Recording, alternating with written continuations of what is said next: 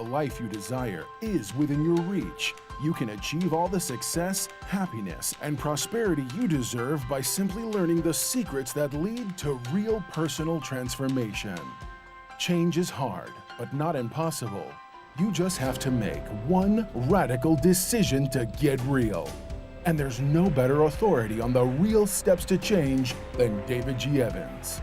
Some men trust in chariots. Some men trust in horses. But we will trust in the Lord. David G. Evans is leading the charge to bring you the power to change your life. He is committed to the mission of helping you transform and become a person of power, and it starts with his all-new system to change your situation. At the centerpiece of this life-altering collection is David Evans' groundbreaking training course. From ridiculous to radical to real, this means war. In this series, you will discover the steps to change. This series includes 2 powerful messages, each on winning the battle in your mind and cultivating a language of faith. That's 4 messages, 4 power-filled hours of material. If you want a better marriage, this series has the answers. If you want to achieve financial independence God's way, the secrets in this series will empower you to make it happen. If you want a life of power, anointing, and influence, this series will show you how to get it, and there's more. You're looking for serious, immediate results. So Bishop Evans will also include one of his best-selling messages called Weapon of Warfare. This classic teaching will build you up to start fighting in the spirit for what you deserve. This powerhouse collection, from ridiculous to radical to real, and Weapon of Warfare, will give you all the biblical strategies you need to change anything in your life. This collection will ship to you immediately with your gift today to David G. Evans Ministries. This ministry is revolutionizing the kingdom.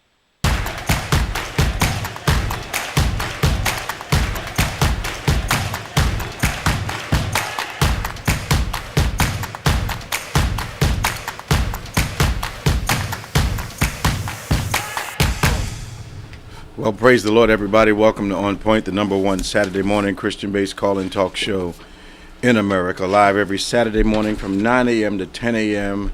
at David G. Evans 1 on any smart device. Why don't you share with someone? Tweet, text, inbox them, call them on the phone, tell them to jump on their device right now at David G. Evans 1 and join us for this live broadcast for the next 60 minutes. We have the most intelligent spiritual callers in the nation, in the world, and we're so glad you joined us once again. Our call-in numbers are 866-743-8267, 866-743-8267, 866-74-EVANS. Give us a call. Our world-famous co-host, Reverend Nicholas Smith, is here. Our outstanding staff is waiting to serve you once again. And for those of you just joining us, welcome once more to On Point. Pastor Nick, how you doing today? I'm doing well. How are you? This has been a incredible week. Yeah. Culturally, politically, religiously. We've seen some particularly focused attack on people's voting rights this week. Mm-hmm. It is undeniable. The attack is coming in places where people of color are concentrated. Mm-hmm. I'm waiting for some of my Republican friends and colleagues to acknowledge that fact, but most of them are silent at this point. Mm-hmm. But for those people that try to give people the benefit of the doubt, there is no doubt that the attack in Michigan is a primary example. They want to validate all the votes in all the other counties except for the one that they lost. Yep. It doesn't make any sense to me. And then the circus train has been traveling around with the chief clown, Rudolph Giuliani, and the assertions that he made the other day, had he been representing me, I would have been embarrassed. Yeah. How do you bring up Venezuela and Chavez? Right. He's been gone 4 years. Yeah. Yeah. And I mean, it just, it was embarrassing. I don't know why people couldn't stop him, but they are quite selective where they're saying those things. They're not saying them in court. Yeah. Because they can't really be judged legally by what they say in a press conference, but they can't present bogus information in court without being sanctioned and everything else. They don't want judges coming down on them, but these legal forays, I want to call them, they're failing at every hand because it is ambiguous, I think, for your vote to count at any other time except when my president loses. He lost somewhere around 6 million vote difference popular, which that's unmistakable. He's going to have to rest on the fact that he had the second highest tally in history, but it's probably churning his butter that Biden has the highest and he doesn't. So to him, that's a major loss. Now that Georgia's come in, I don't know where the electoral count is going to be at this point, but it's still the same. It's the same. It's still the same right now. Yeah. That margin, has it exceeded his yet? It's actually the same as it was in 2016. Okay, and I think part of his butter churning is not only Biden having as much, but with the possibility of having more. I think that's part of his anguish right now.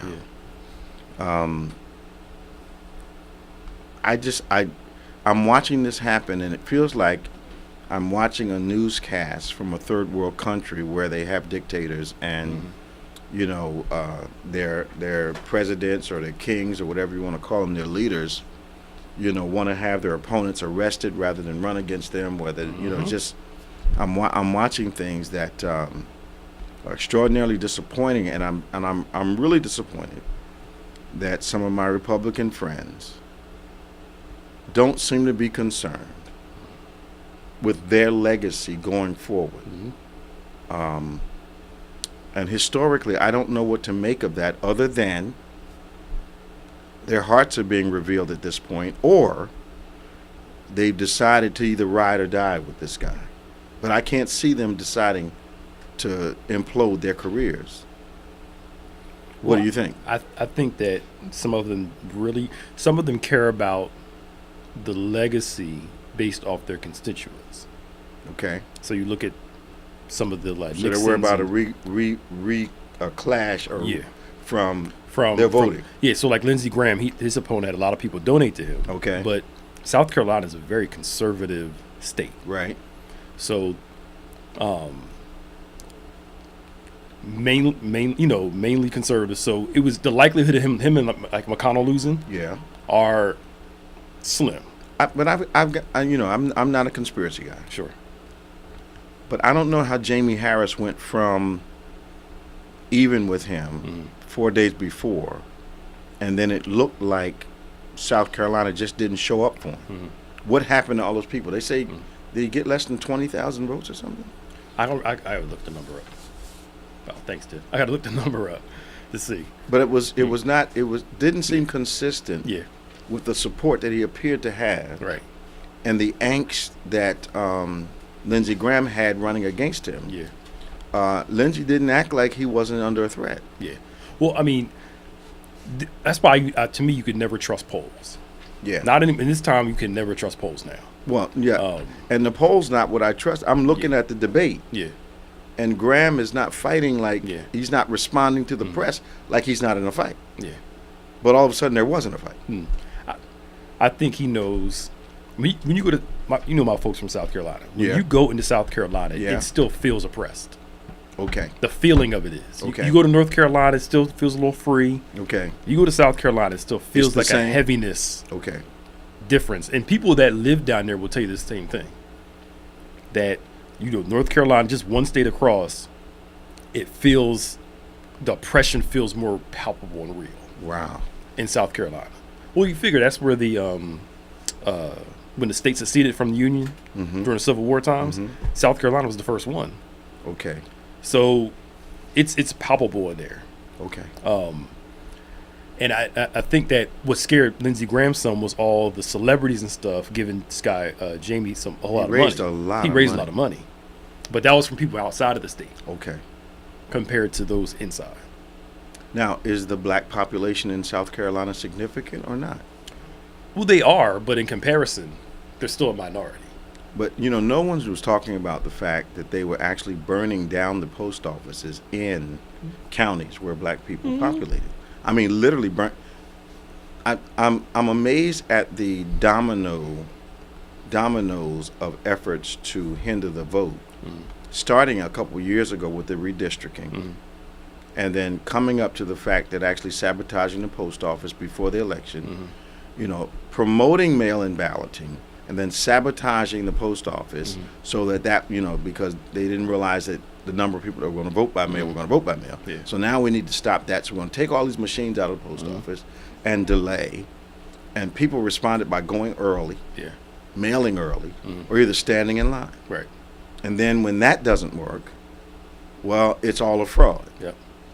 But is it, when my president was running the first time, he said the election was rigged, Yep. and he won. And he won. So did that mean that he won by a rigged election? Yeah, right. His election was the fruit of the redistricting and a lack of response of people who had been redistricted. Yep.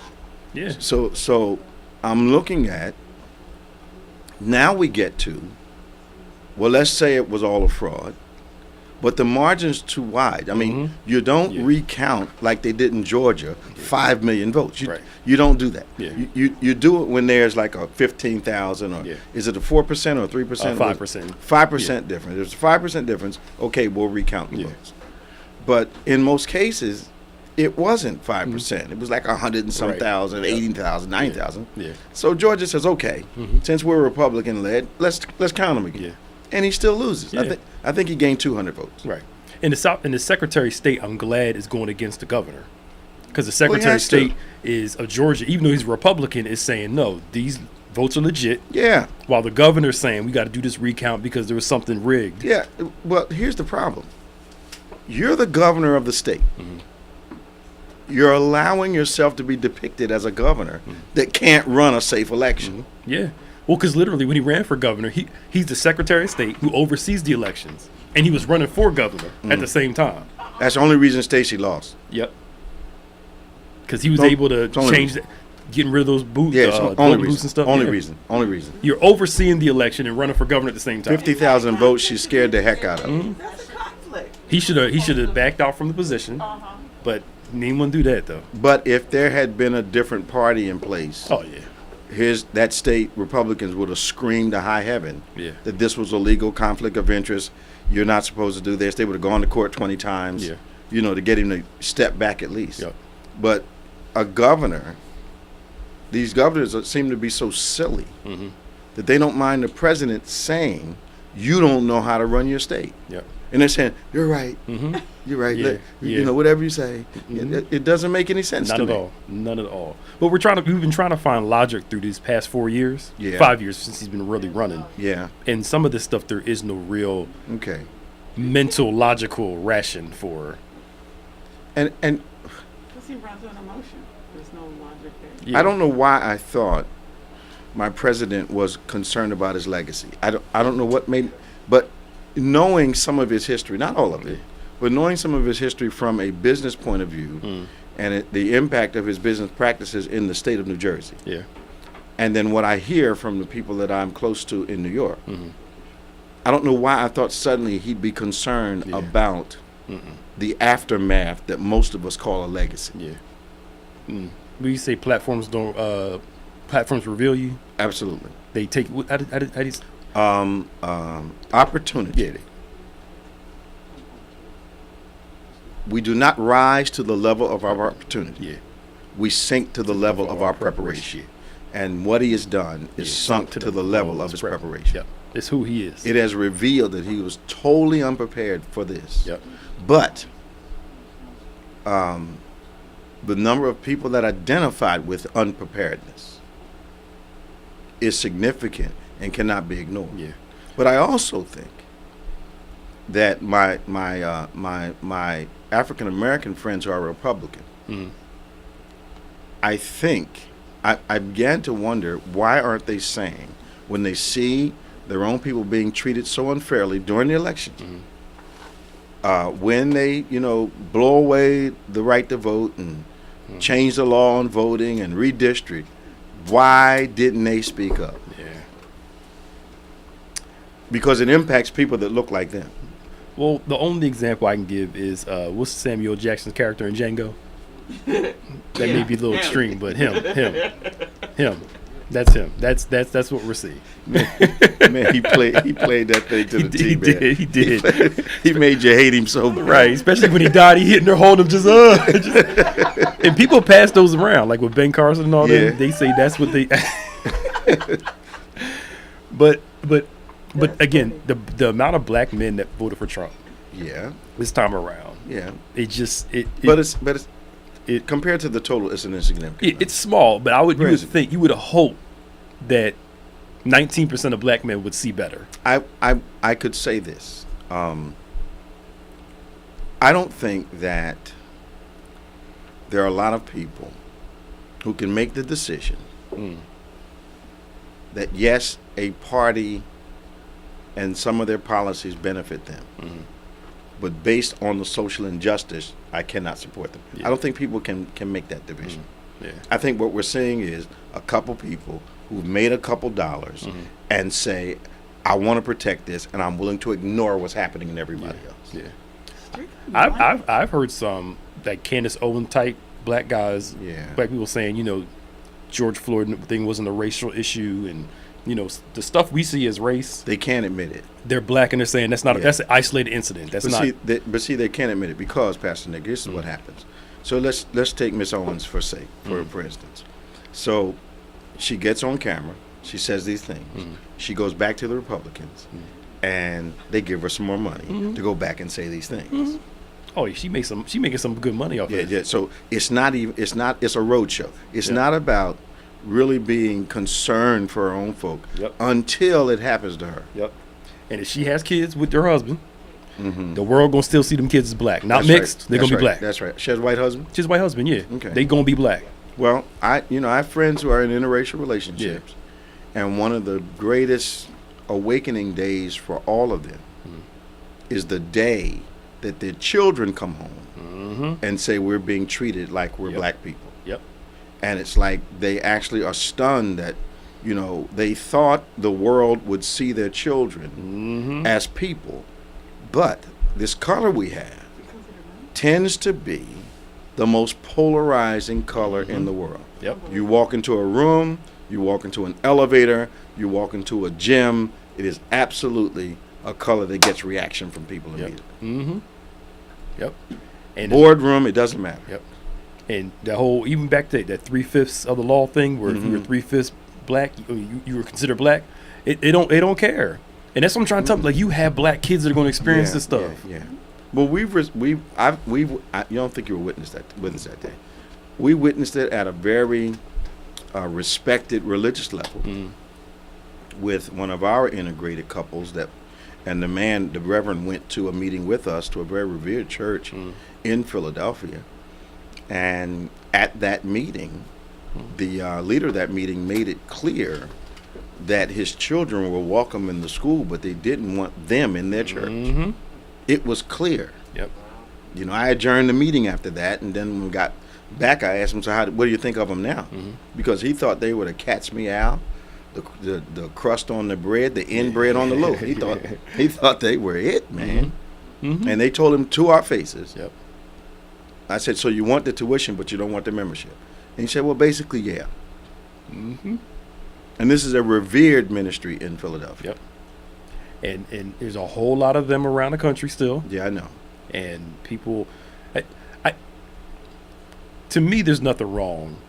Black people have something different. Somebody from Mexico, somebody from Sweden, somebody from South America, they know their roots. Right. They can identify where their family came from, specific locations.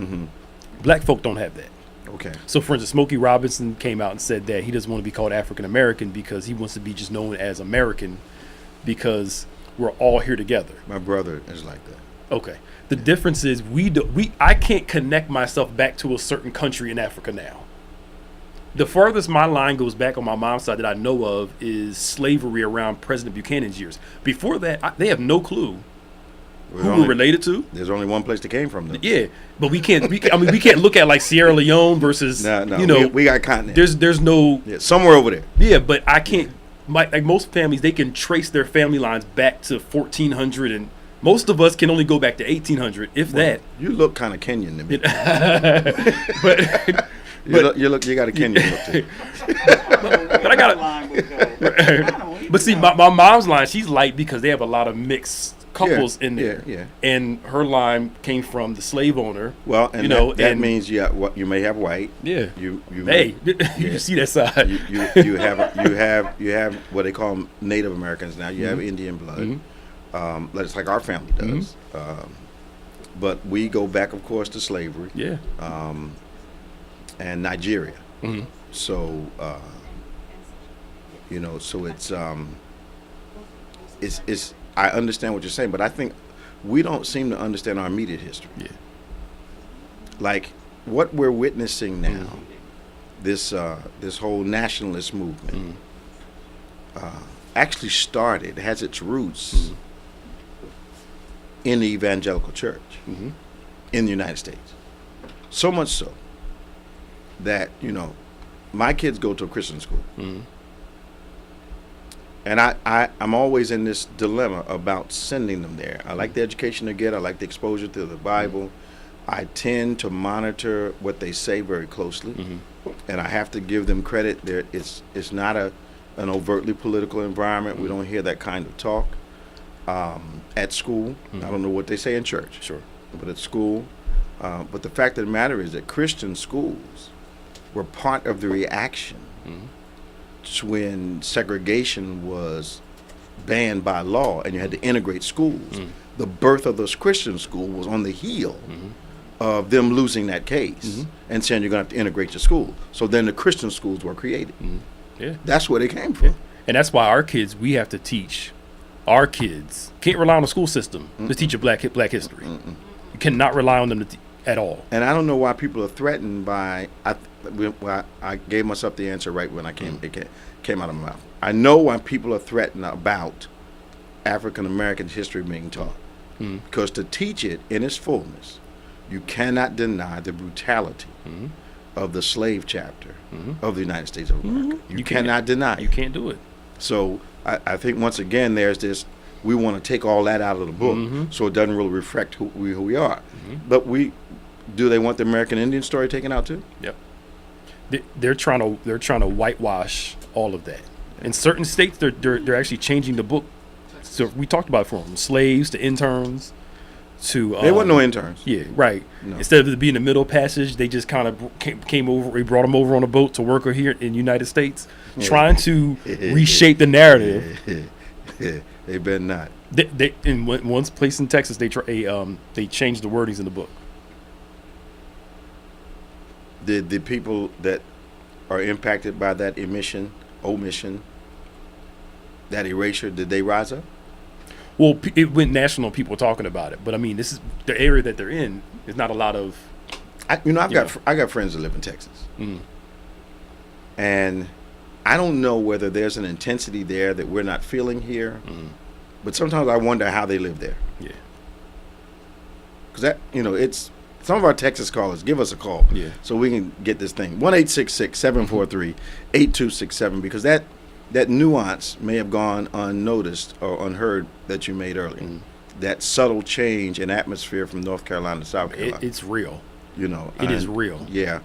1-866-743-8267, 866-743-8267. Let's go to Jonathan in Philly.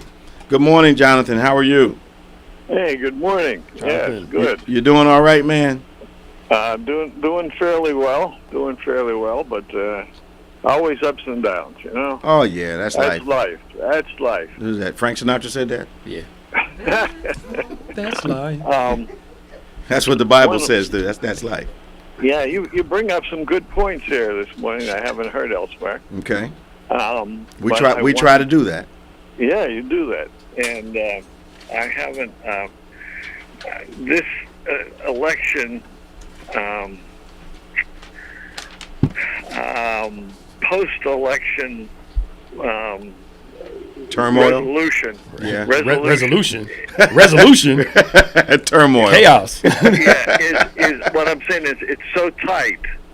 It could go either way, and I think judges, whether a judge rules this way or that way, makes a big difference. Tight. And I see this as being in the hand of God. God is really controlling this, and it could go either way, and I think he could decide either way right up until it's finally decided. Tell me what indication you have that it's tight, and then tell me what indication that you have that God has not put this in the immediacy of the hands of people, but sovereignly still he's controlling the outcome. Well, as I said, judges can have, there's a few judges, very few judges who can make very big changes. Okay. And the as far as the debate over the legitimacy of which votes are really legitimate, that's still a big question. Well, let me ask you. Now, let me ask you a question. solution. Yeah, let me ask you a question, though, Jonathan. Do you find some ambiguity in that the votes are only illegitimate where my president lost? I'm not. My mind isn't quite understanding that. I'm finding there's some ambiguity in the fact that it's legitimate where he won, but only illegitimate where he lost. I find that to be ambiguous. It's where he won. I don't see much question being raised there. Well, there's no question being raised. Right, that's the point. That's my That's the point. problem. That's my point, Jonathan. But I would think his opposition would be raising questions there, which they aren't. Because they know nothing was going wrong. Because they know nothing was going wrong. There. They lost there. They're accepting that. Okay. They're accepting that. Now I have a solution Okay, go ahead. that I've tried to propose several places, but I haven't seen it enacted on. Okay. There's a claim that a lot of votes are mass produced in the middle of the night and sent into these various places to change the vote. Now, what I say is if they're mass produced, they were not being handled in a normal way, and there would be a big difference in fingerprints. And I think the FBI should go in and check the fingerprints and see, are they normally handled with a lot, a person's many different individuals' fingerprints, or are there almost no or the same fingerprints on a lot of them. Okay, now here's something to add to that. Okay. So what you're saying is that if there's ballots being mailed in, now you follow me closely. A couple years ago, the Republicans started to set themselves in place for the Trump election by redistricting, and the redistricting purposely impacted certain groups of people in our country. That's a historic fact. They got it done across the country. Redistrict, and the purpose of that was to weaken those districts so that Republican Party would have the opportunity to win those districts. It wasn't that they didn't have people there. They changed the way people vote, pulled the voting booths out, closed some stuff down, redistrict, said, okay, this is District 1 now. It used to be District 2. It's not anymore. They did that across the country. Then we get in office. Voting Rights Acts are being tampered with. We continue in office, and while we're doing that, we decide when the election gets closer, we're going to start saying it's illegitimate, it's illegitimate. But the problem with that, it echoes very shallowly because he screamed illegitimacy in the election that he won. It's hard to say it's rigged when you win. Yeah. Because if you're saying it's rigged, when you win it's rigged, and when you lose it's rigged. He never said it wasn't rigged. Then we move on a little further, and we decide now we're going to say, voting by mail is the worst thing in the world, when most of these politicians have been voting by mail for the last 15, 20 years. And then when it looks like people are going to actually do it, and they couldn't delegitimize it, what did they do? They pulled the equipment to process the votes out of the post offices. Put a guy in there with that mission, pulled them out, and then disassembled the machine so they couldn't be put back. Then, okay, it's supposed to be a hardship to vote now because you're going to have to stand in line. So that's supposed to be a deterrent. People standing in line for hours. So they get the vote. People standing in line, visibly all over. Boom, here they come. Everybody's got observers, both parties in the counting places. What happens? He loses by almost 6 million votes and almost 100 electoral. Now it's still illegitimate. So now what do I need to do? I need you to go back in and disqualify not all the counties in the state, just the counties where he lost, but not just that, where the people of color voted. Now, there is no, you know me, I try to do balance all the time, I stay balanced, but there's no ignoring the succession of events that led up to this moment. If you got a rational mind, you cannot ignore what's happening. Well, I acknowledge the redistricting, and the redistricting happens both ways when whichever party happens to win that house, and there's a new census, and one doesn't make it harder to vote, though. One doesn't make it harder to vote, though. They made it hard. They made it hard for us to vote. Well, unfortunately for the Democrats, I don't know, in the last decade, they lost a lot of state houses. Mm-hmm. So when the redistricting happened, absolutely, the Republicans had, but in Pennsylvania they redistricted over again. And there was a lot of debate about that. Well, what happened was when they actually pressed the issue in court, they found out that the redistricting done by the Republican Party this last time was illegal. So some of it got reversed. It was illegal according to the Democrat. Democrat what? The judges, the Supreme Court, Pennsylvania Supreme Court. I thought Republicans controlled Pennsylvania. Well, not the Supreme Court. The Supreme Court was the head there is the brother of the House of Representatives guy that was indicted in Philadelphia. But He was his brother that got him in with a lot of money. But it's not just PA, it's North Carolina also. They did the same thing, Mm-hmm. and judges shot those down there, Yeah. which Mm-hmm. North Carolina is a very highly, Republican state. Yeah. And you can't blatantly deny closing down a bunch of polling places and making everybody from one place come to only one location. That's just an obvious.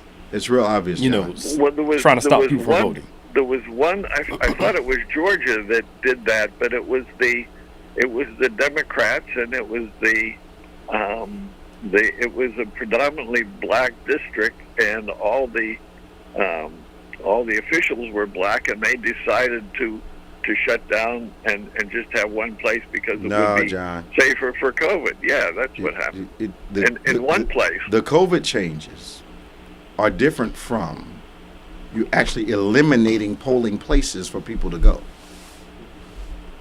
COVID considerations are absolutely different than the administration eliminating places for people to vote. Yeah. I've got friends in South Carolina. Pastor Nick has family in South Carolina. They were burning down the post office in the rural areas where black people live, burning them to the ground, John. Well, who burned them? I don't know. Well, we don't know, but they got burned down. Yeah. Only in select areas, though. Only in select areas, John. Not, and unfortunately, it didn't happen in white areas. Yeah. So people are already 60 miles out of town. Mm-hmm. They have a post office. They burn it to the ground. So now they can't vote by mail. So now they have to decide, am I going to drive 50 miles to vote? But the thing that happened that I think they miscalculated upon was the motivation. I remember my mother getting out of her sick bed, and she said, I may be in trouble. It may take me a long time to do it. She said, but I'm voting today. Mm-hmm. So it may have taken us, because of our favor in the community, I was able to park my vehicle right next to the curb and walk with her. It had to take us 15 minutes to get from the car to the building, and then we rested, and then was from the building to the registration table. Then we rested. Then it was to the voting booth. Had to let her go in by herself. Waited till she came out, and then we took the half-hour trip back to the car. But she was determined to vote. Yeah. And I think what happened, praise God, I think the opposition and the hindrances actually fired people up, which is why now the president is inviting people from districts where he lost into the White House to try to get them to reverse their vote, to validate the votes. It's the craziest thing I've ever seen, John. Well, but it's legal. It ain't unethical. It's unethical. It ain't legal for him to call the people in and tell them to change their vote, John. Right. Yeah, it is. No, it isn't. You can't do that. You can't do it. That's interference. It's called fraud. It's fraud. It's Interfered with. You can't do that, John. Hold on. I'll get back there. Somebody else here. The president can't call people in a state and tell them, I need you to change your vote. That's illegal. Well, I'm just praying that when it's all. I'm praying that when it's all settled, it's very clear that who won and what was. It's already clear, John. It's already clear. Let's flip it over, John. You're my friend. Let's flip it over. If President Trump had won by 100,000 votes, would it have been clear enough for you? It still would depend on the legitimacy of the vote. All right, let me ask you. I don't want him doing illegitimate votes either. He's been doing illegitimate. I don't want anybody doing illegitimate votes. John, you got to admit he's not the most legal guy that we've ever had in the office now. He's followed the Constitution in many places where Obama didn't.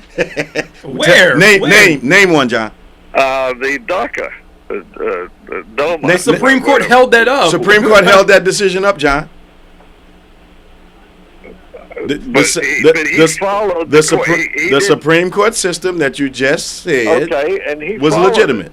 He followed what the Supreme Court said. Because the Supreme Court votes the Supreme Court. He had to. Yeah. Well, I mean, you missed it. Obama set out a. I threw you a softball, John, and you missed it. Well, I'm not a good fast thinker. You know, I'm not a good fast talker. I hear you, man. We got to go. Okay. Okay. Good talking to you, buddy. I just hope it's all clear. Yeah. Well, it's pretty clear, John. It's pretty clear. Okay. If the vote over held, let me put it this way: if him losing the popular vote by 3 million people, and winning the electoral vote by 100 was clear 4 years ago. Yeah. This is clear, John. Yeah. And there's no evidence of any of this. And he said that election was rigged. Right. Okay. But he won that one. He won that one. Okay. We got to go, John. Ava, how you doing? How you doing? We trying to make it down here, girl. We trying to make it. Ava, where are you? Hello? Ava, are you there? Yes, can you hear me? I can hear you now. Oh, I'm sorry, I hit you on mute. I'm out couponing. I'm trying to get my life together. That's how you get your life together? Yeah. It's therapy for me, you know, flipping coupons, saving money, you know, it does something for me. Yeah, it does something for me. Right.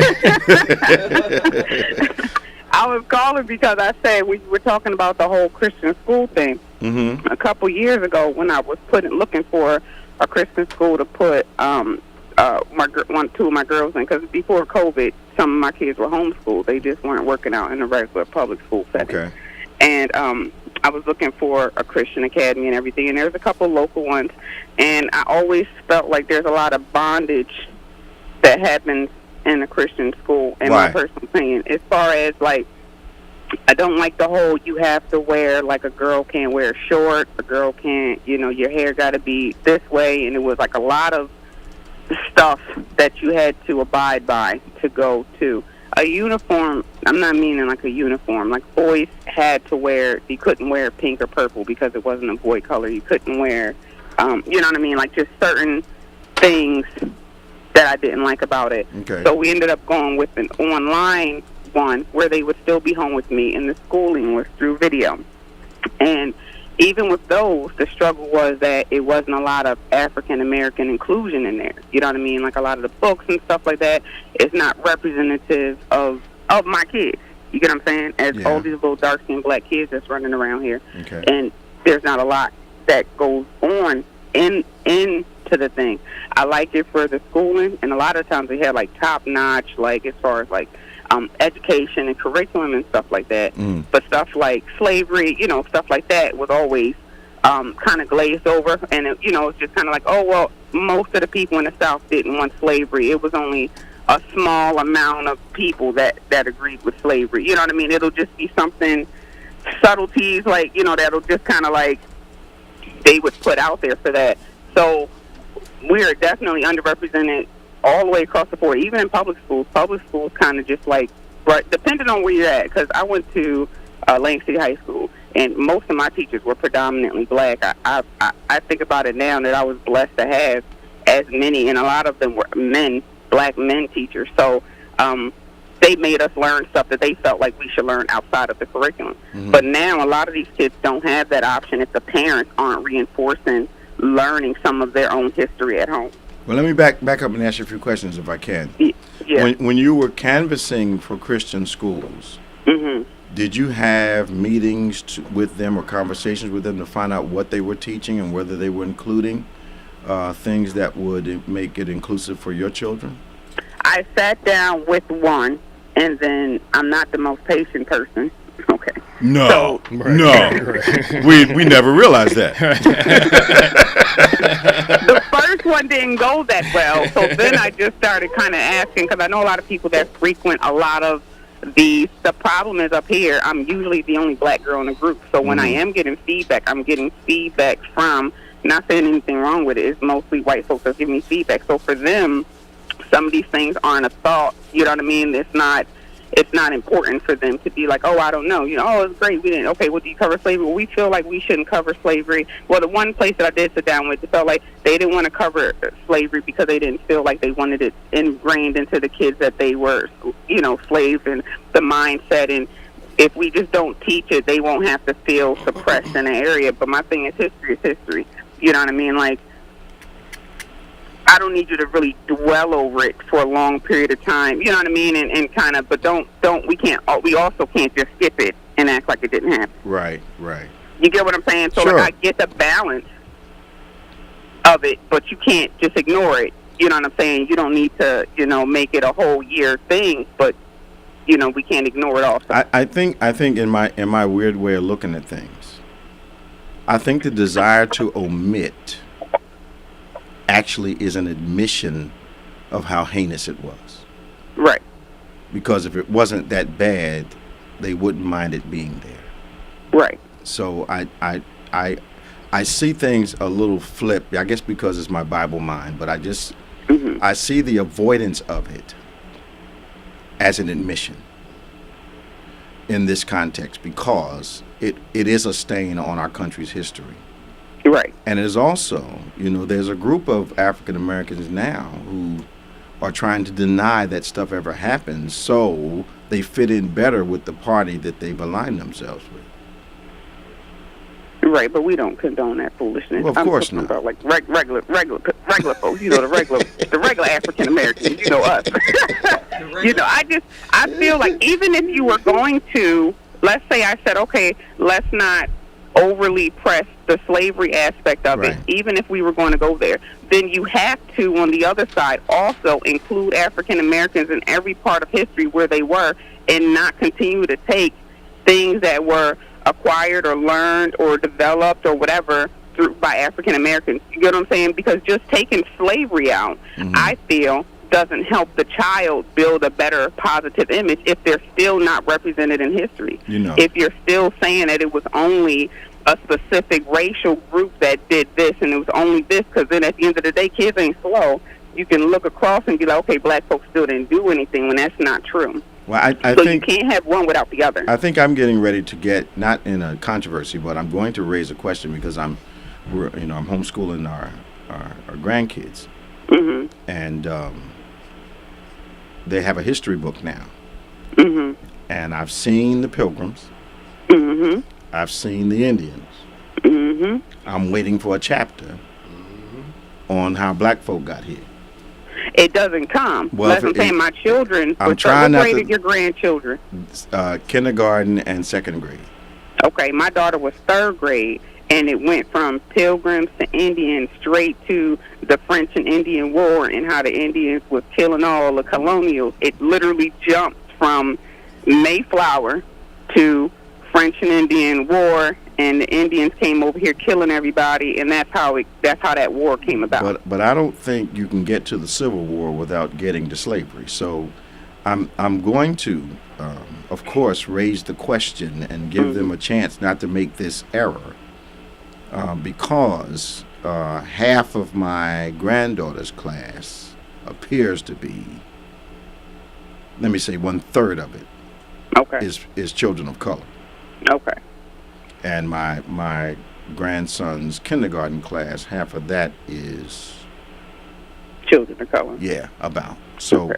I'm waiting to see for the second grader. I'm expecting to hit them with this, and I hit them. I'm educating them outside the curriculum as it relates to who we are and what happened with us and all that kind of stuff at Right, their as we level. got to. At their level. But if you're going to teach, Right. if you're going to teach them history, Right. But we ain't got to give them all of it. You give them a little piece. but you got to and then- let them know this is what happened, Right. and this is why Lincoln is famous for getting us out. And see, because you and Pastor Nick ain't got nothing else to do, y'all should just make a whole homeschool curriculum for us.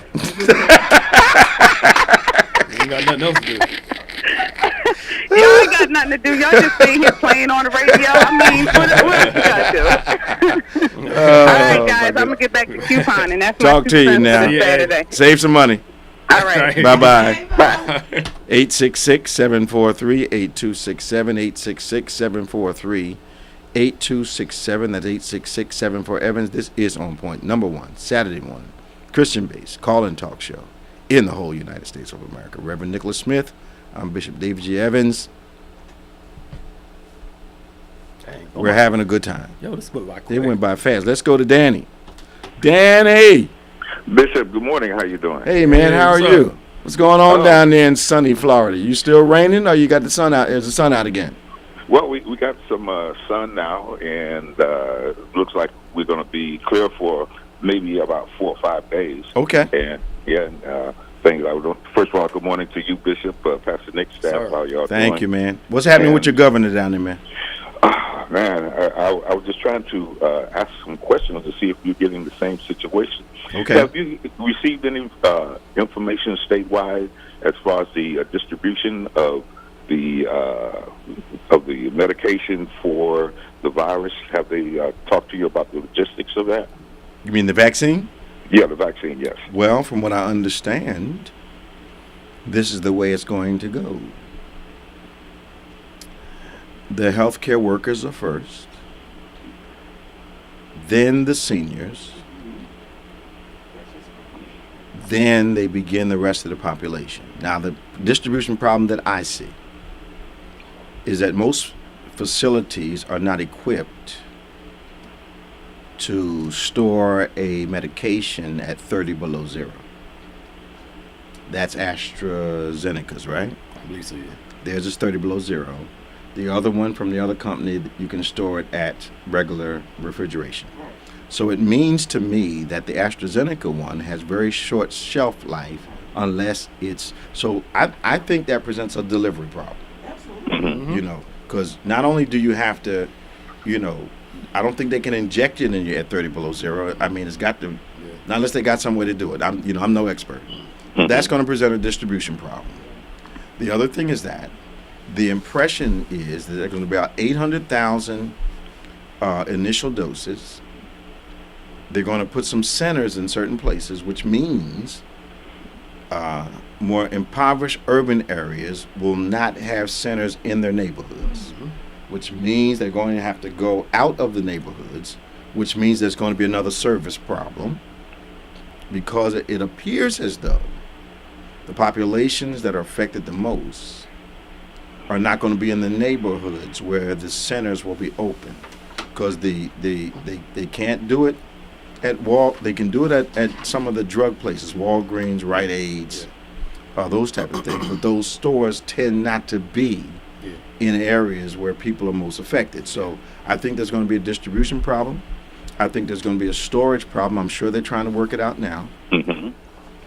And the reason we see this race is because of the money that's already been committed by governments and the possibility of having a worldwide patent on the medication. That's the race is not about getting people, saving people. The race is about getting this thing to the market first. Because I believe the government, the United States, has already paid 2 of these companies, maybe 3, somewhere around $1 billion a piece, just to develop the drug. Yes. How can we rest the safety of it? I was talking to an allergist yesterday. Allergist? Yes, I went to the allergy doctor yesterday. She was telling me, she was breaking down how COVID works with the cells. She believes it was man-made. Absolutely, I believe that I believe it from the beginning. She said the way it mutates. She says we're going to be chasing a vaccine for years because the vaccine now is working for this strain. And while these new strains are coming up, they got to come up with another vaccine. So she thinks it's going to be a while before. The ingenuity of COVID is that if I catch it and give it to Pastor Nick, the exact same virus in the same form that I have is not the one Pastor Nick catches from me. Right. Every human being is a kind of a laboratory for the virus. So you pass on something slightly different than you caught. That's insane, man. Okay, you're seeing the thing? So it was a weapon. It was made as a weapon. I believe it from the very beginning. She was explaining how the comorbidities and how it goes into the cells. People that got diabetes and blood pressure issues and stuff. Attacks vulnerable organs in the body. I mean, it's got a search and destroy type of method to it. So it's really, I thought it, and here's my issue. And I think we've talked about this before. I don't know if you heard it, Danny. I saw the interview with the chief of the lab in China, where it supposedly had escaped from, how it got out. In the interview, the chief of the lab said it's impossible for it to have gotten out of here. I listened to it, played it back. It's impossible for the virus to have escaped from this lab. Let me show you why it was impossible. First, the admission was that it was there. That was the first thing. Right. Saying it was impossible for it to escape means it was in the lab. It was there. And obviously it did get out. But I don't believe it walked out. Right. right. I believe it was carried out. And I'm not sure whether it was just a population control thing for that nation, or whether it was I don't think it would be a weapon that they would want to use against a whole bunch of folk around the world. But you never know about the diabolic mindset of men. We're capable of phenomenal good. We're the worst. And capable of phenomenal evil. So it's just, but that's what I'm hearing. I'm also hearing that a negative test is not truly valid until you've been 14 days, because it takes 3 to 14 days for the thing to show up positive. Right. So you get a test on the 1st of the month. You're not really clear till the 14th of the month, because you can get a test in the first 3 days after exposure and test negative. Now, this is the thing that I'm seeing, is that the distribution of it is that if you notice that key people were fired from the Pentagon. I saw it. All right. Now, the military is in charge of the first part of the distribution of it. The other situation is that if this is so effective, I noticed that Ben Carson has it. Trump's son has it too. Yes, and Giuliani's son has it now. Trump, right? Now, why would Ben Carson ask the president permission to get the same treatment that he received? Well, you wouldn't give him the vaccine while he was sick,